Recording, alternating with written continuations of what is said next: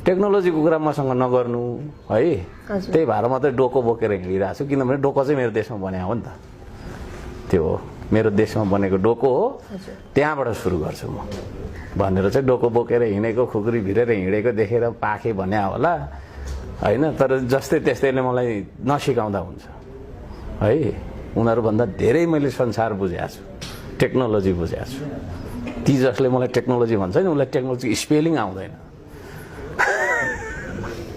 That is the fact क्या। माननीय मन्त्रीज्यूहरू ढुङ्गा बोक्दा के हुन्छ, आफ्नो देशको माटो हो ढुङ्गा हो नि होइन। विदेशी सुन बोकी हिँडेर हुन्छ, ढुङ्गा बोक्नुपर्छ त। विकासको 3टा आधार हुन्छ, प्रकृति, संस्कृति र प्रविधि। 3टै आधारलाई टेकेर राज्यको नीति तथा कार्यक्रमहरू बनियो भने मात्रै त्यसलाई चाहिँ विकास भन्नुपर्छ।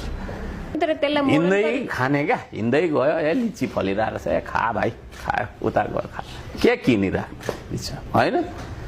हेर्नु न शैली हेर्नु न शैली। बाटोभरि खोर्सानी फलाइरहेको छु, प्याजहरू पनि फलाउनु पर्यो भन्दैछु। मुद्दा कहाँसम्म पुग्यो साँच्ची तपाईँको? मुद्दा कहाँसम्म पुगिरहेको? मुद्दा नाथे त थुप्रै आउँछ जान्छ, के छ र त्यो होइन। रत्न पार्कमा मान्छे आउँछ जान्छ भने जस्तो क्या, आइ पनि रहन्छ गइ पनि रहन्छ, आइ पनि रहन्छ गइ पनि रहन्छ, कहिले थुप्रै छ, आउने क्रम जारी छ।